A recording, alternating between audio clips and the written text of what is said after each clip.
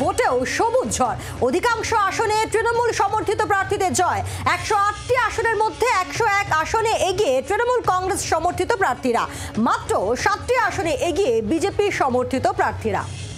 যদিও কারচুপি ও ভোট লুঠের অভিযোগে সরব হয়েছে বিজেপি, শিশির অধিকারী তার বক্তব্য, ঐতিহাসিক লুট হয়েছে এই ভোটে।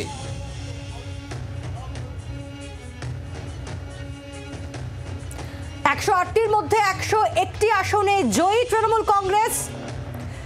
কাথি সমবায় ভোটেও সবুজ ঝড়, অধিকাংশ আসনেই তৃণমূল সমর্থিত প্রার্থীদের জয়। 108টি আসনের মধ্যে 101 আসনে জয় তৃণমূল কংগ্রেসের।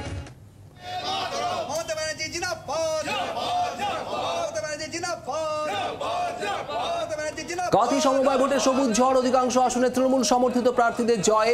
108টি আসনের মধ্যে 101 আসনে এগিয়ে জয়ী তৃণমূল কংগ্রেস সমর্থিত প্রার্থীরা, মাত্র 7টি আসনে বিজেপি সমর্থিত প্রার্থীরা এগিয়ে। যদিও কারচুপি ও ভোট লুঠের অভিযোগে সরব হয়েছে বিজেপি, শিশির অধিকারী বক্তব্য, ঐতিহাসিক লুট হয়েছে। কেন্দ্রীয় বাহিনী দিয়ে ভোট গ্রহণ হয় কাথি সমবায় ভোটে সুপ্রিম কোর্টের নির্দেশে। সরাসরি চলে যাব, কিরণ মান্না আমাদের প্রতিনিধি রয়েছেন আমাদের সঙ্গে সরাসরি। কিরণ, এই কাথি সমবায় ভোটের দিকে নজর ছিল রাজনৈতিক মহলের, কেন্দ্রীয় বাহিনী মোতায়েন করা হয়েছিল সমবায় ভোটে, আর তারপর যে ফল ঘোষণা হলো তাতে দেখা গেল কার্যত সবুজ ঝড়।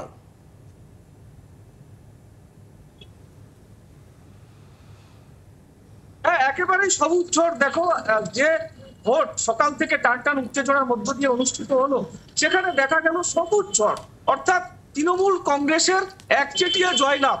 যে কেন্দ্রীয় বাহিনী, উল্লেখযোগ্যভাবে বলা যেতে পারে কেন্দ্রীয় বাহিনী যে 5টি কেন্দ্রে মোতায়েন করা হয়েছিল, সেখানে 31টি সিটের মধ্যে 28টিতে তৃণমূলের জয়লাভ, যেটা মানে তৃণমূল কংগ্রেস মনে করছে যে তাদের এটা 9 বছর ধরে ভোট হচ্ছিল না, ভোট হওয়ার কারণে এই ধরনের জয়লাভ এসেছে।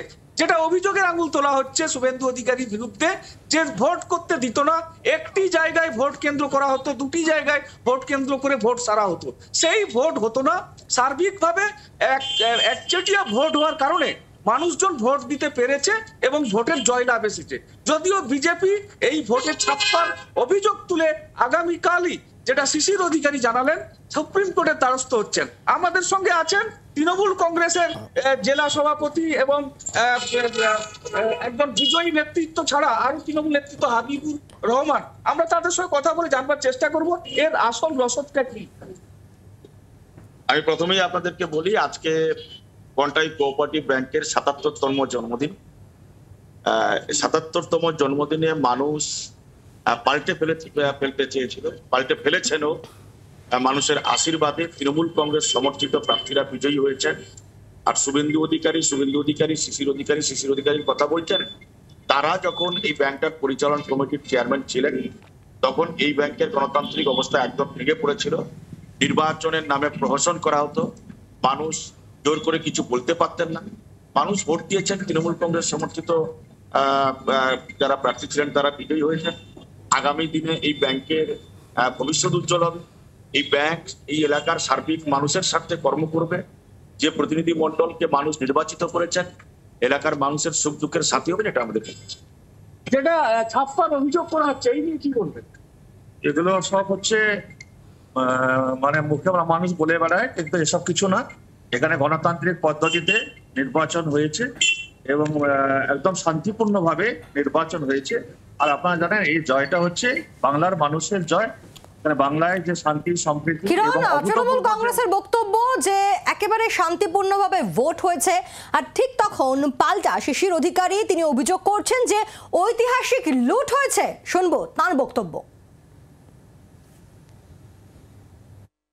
ঐতিহাসিক লুট হয়েছে। আমার ভাই মারা গেছে গত বছর, 1 বছর আগে। আমার পাড়ায় হরেকৃষ্ণ মারা গেছে। আমি এরকম 25টা, আমি নিজে যে ভোট দিয়েছি সিসিটিভিতে সেটা নেই। আমার ভাই মারা গেছে, তার ভোট হয়েছে। এরকম সর্বত্রই হয়েছে এবং একটা ঐতিহাসিক লুট একসঙ্গে অ্যাডমিনিস্ট্রেশনের সঙ্গে মিলে এসব করেছে এরা। আগামীকালই সুপ্রিম কোর্টে যাব, আগামীকাল, not today after tomorrow, কালকে সুপ্রিম কোর্ট। কত দূর যেতে পারে এরা দেখতে হবে। এদের ক্ষমতা কতটুকু আছে দেখতে হবে। শিশির অধিকারী বক্তব্য আপনাদের শোনাচ্ছিলাম। আর এর পাশাপাশি কনিষ্ক পান্ডা তিনি বলছেন একেবারে শীর্ষ আদালতের দ্বারস্থ হবেন এই ভোট নিয়ে। কি বলেছেন তিনি শোনাবো। আমাদের লড়াইটা ছিল গণতান্ত্রিক লড়াই, আর ওদের লড়াই ছিল ছাপ্পা দেওয়ার জন্য লড়াই। তাই এই লড়াইয়ের মধ্যে আমাদের আজকে বিভিন্ন জায়গায় যে পরাজয়, ওটা হচ্ছে কি ধরুন লক্ষ্মী ভান্ডার, কাকে বলেছে আপনার টাকা বন্ধ করে দেওয়া হবে, ঘরের টাকা, তো মানুষ ভয় পেয়ে গেছে। শুভেন্দু বাবু হাইকোর্ট করে, সুপ্রিম কোর্ট করে এই সমবায় ব্যাংককে বাঁচাবার তাগিদে এই ভোটটা করেছিল যাতে ছাপ্পা না পড়ে। কিন্তু অদ্ভুত কথা যে আমরা দেখলাম যে আমাদের লোকেদের ঢুকতে দেওয়া হলো না, তাদের আটকে রেখে পুলিশের নেতৃত্বে, মানে ক্যান্ডিডেট থাকলো বাইরে, ক্যান্ডিডেটকে বার করে দেওয়া হলো একদম গেটের বাইরে, আর ক্যান্ডিডেটের যে ভেতরে পুলিশ থাকলো, এবং পুলিশকে আমরা অনুরোধ করা সত্ত্বেও ওরা যথারীতি জোর করে যারা ভোটার নয় তারা ভোট দিয়ে চলে। এই ব্যাপারটা আমরা সুপ্রিম কোর্টে জানাবো। আমরা সুপ্রিম কোর্টে আমাদের এই অর্ডারের বিভিন্ন যে অভিযোগ পড়েছে সেই অভিযোগগুলো আমরা জমা দেব, এবং মৃত ব্যক্তির যে ভোট যেগুলো পড়েছে সেগুলো আমরা ড্রাফট করেছি, সেগুলো জমা দেব, যেহেতু সুপ্রিম কোর্টের তত্ত্বাবধানে এই ভোটটা হয়েছিল। ভোট মিটে যাওয়ার পরও ভোটে কারচুপির অভিযোগে আবারও সুপ্রিম কোর্টে যাবে বিজেপি, এমনটাই স্পষ্ট করলেন বিজেপি নেতা কনিষ্ক পান্ডা। আমরা কথা বলবো, আমাদের সঙ্গে সরাসরি রয়েছেন কিরণ, আমাদের প্রতিনিধি কিরণ। তৃণমূল কংগ্রেস বলছে যে এতদিন শুভেন্দু অধিকারী ভোট দিত না, তাই এখানে ভোট হচ্ছিল না, আর পাল্টা এখন বিজেপি বলছে যে তৃণমূল কংগ্রেস ভোট লুট করেছে তাই এই জয়। সেক্ষেত্রে আবারও সেই সুপ্রিম কোর্টের দিকেই পুরো বিষয়টা কি যাচ্ছে?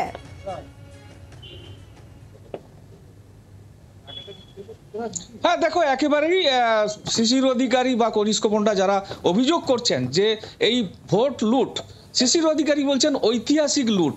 তবে এই লুটের অভিযোগ তুলে আগামীকালই তারা সুপ্রিম কোর্টে যাচ্ছেন, এমনটা তারা জানিয়েছেন। এই লুট নিয়ে যে অভিযোগ উঠেছে সেই নিয়েও আমরা একটু জেনে নেওয়ার চেষ্টা করব তৃণমূল নেতৃত্ব জেলা সভাপতির কাছে। উনি মহামান্য সুপ্রিম কোর্টের নির্দেশে তো মিলিটারি এসেছিল, এখানে প্যারামিলিটারি ফোর্স এসেছিল, তো প্যারামিলিটারি ফোর্স তো সব জায়গায় সুষ্ঠুভাবে নির্বাচন পরিচালনা করার ক্ষেত্রে কন্ট্রাক্ট কোঅপারেটিভ ব্যাংকে সহযোগিতা করেছে। মানুষ তো স্বতঃস্ফূর্ত ভোট দিয়েছেন। হারলেও অনেক কিছু কথা বেরোয়, আমেরিকান প্রেসিডেন্টকে বলে ওখানকার মিলিটারি নিয়ে এসে ভোট করালেও তৃণমূল কংগ্রেস জিতবে, ইউরোপের আর কোনো দেশ থেকে মিলিটারি ফোর্স নিয়ে এসে ভোট করালেও তৃণমূল কংগ্রেস জিতবে। তার কারণ মানুষ মমতা বন্দ্যোপাধ্যায়কে ভালোবাসেন, মমতা বন্দ্যোপাধ্যায়ের সমর্থিত প্রার্থীদেরকে জেতানোর জন্য আপ্রাণ চেষ্টা করেন। তার একটাই কারণ, দিনের 24 ঘন্টা মমতা বন্দ্যোপাধ্যায় মানুষের সঙ্গে থাকেন। বিগত 13 বছর ধরে তিনি ক্ষমতায় এসেছেন। বাংলার সার্বিক উন্নয়ন থেকে শুরু করে ব্যক্তিগত উন্নয়ন কোনোটাই তিনি বাদ রাখেননি। মানুষের সমস্যার সমাধান করার চেষ্টা করেন।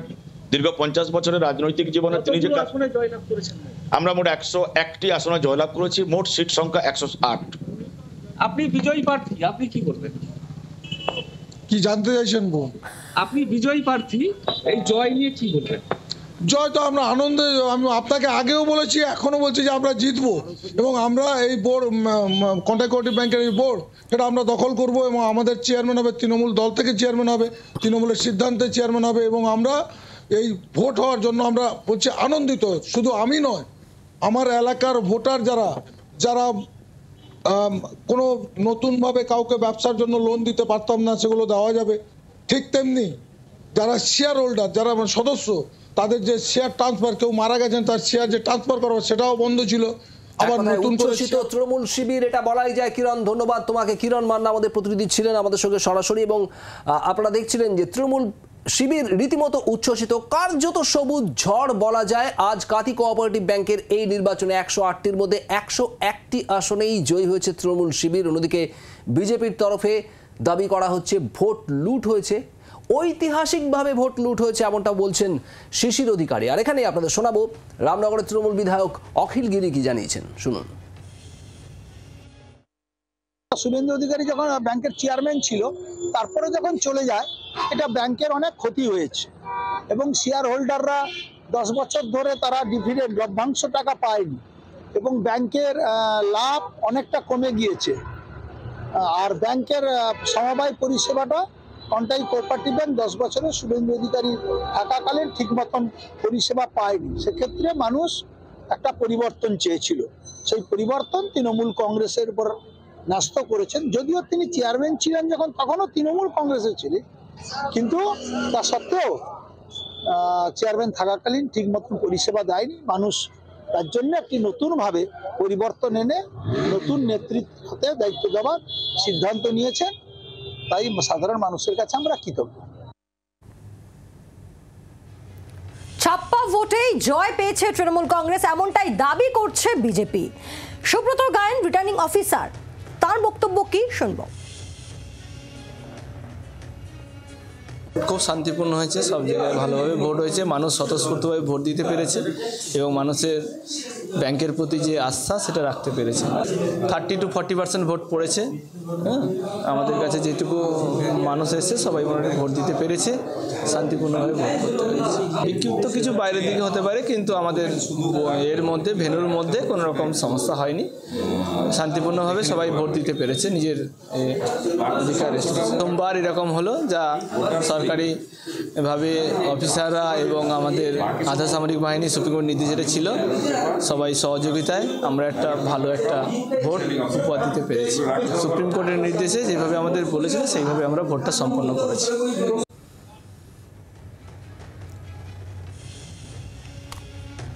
আর কাঁথি সমবায় ভোটের জয়ের পরেই খোঁচা দিয়েছেন দেবাংশু ভট্টাচার্য তৃণমূল নেতা। তিনি সোশ্যাল মিডিয়ায় পোস্ট করে কটাক্ষ করেছেন বিজেপি শিবিরকে। তিনি লেখেন, কাঁথি মেরেছে লাথি। এই পোস্ট ফেসবুক পোস্ট দেবাংশু ভট্টাচার্যের। সমবায় ভোটে জয়ের পরই দেবাংশু ভট্টাচার্যর পোস্ট, ফেসবুক পোস্ট। দেখুন সেই পোস্ট আপনাদের সামনে রাখছি। তিনি তার পোস্টে লেখেন, কাঁথি মেরেছে লাথি। এই পোস্ট দেবাংশু ভট্টাচার্য। একেবারে তীব্র কটাক্ষ বলা যায় সোশ্যাল মিডিয়ায় বিজেপির এই যুবনেতা দেবাংশু ভট্টাচার্যের। তার ফেসবুক পোস্ট আপনারা দেখতে পাচ্ছেন এই মুহূর্তে জি24 ঘন্টার পর্দায়। কাঁথি মেরেছে লাথি, এভাবেই পদ্ম শিবিরকে কটাক্ষ করেছেন দেবাংশু ভট্টাচার্য।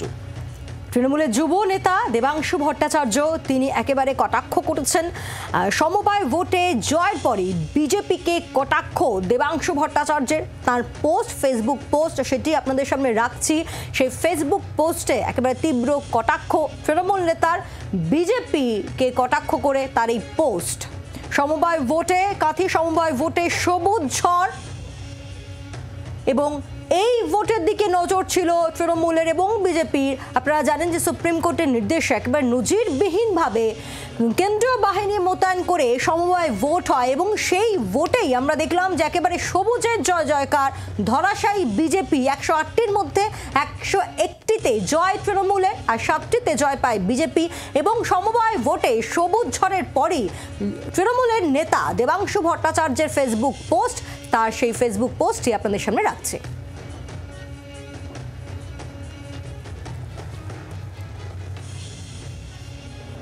আর এই জয়ের পরই উচ্ছ্বাসে মেতে উঠেছেন তৃণমূলের নেতা, কর্মী, সমর্থকরা। দুটো ছবি আপনাদের সামনে রাখছি। সুপ্রকাশ গিরি, অখিল গিরির ছেলে, তিনিও রয়েছেন এবং তার বক্তব্য আমরা সন্ধ্যের বেলায় আপনাদের সামনে রাখি। তিনি বলেন যে একেবারে খেলা শেষ এবং জয় যে তৃণমূল কংগ্রেস পাবে, ভোটের ফলাফলের আগেই সে আত্মবিশ্বাসের সুর শোনা গিয়েছিল অখিল গিরির ছেলে সুপ্রকাশ গিরির গলাতে। এই মুহূর্তে আমরা টেলিফোন লাইনে পেয়েছি তৃণমূল নেতা দেবাংশু ভট্টাচার্যকে। দেবাংশু, যে পোস্ট আপনার ফেসবুক পোস্ট কাঁথি কোঅপারেটিভ ব্যাংকের এই নির্বাচনের ফল ঘোষণার পর আমরা দেখাচ্ছিলাম, সেই পোস্ট ঠিক কি বক্তব্য? দেখুন, কাঁথিকে কেউ কেউ নিজের পৈতৃক সম্পত্তি ভেবে বসেছিলেন এবং ভেবে বসেছিলেন পূর্ব মেদিনীপুরের মানুষ বোধহয় তার দাস হয়ে গিয়েছে।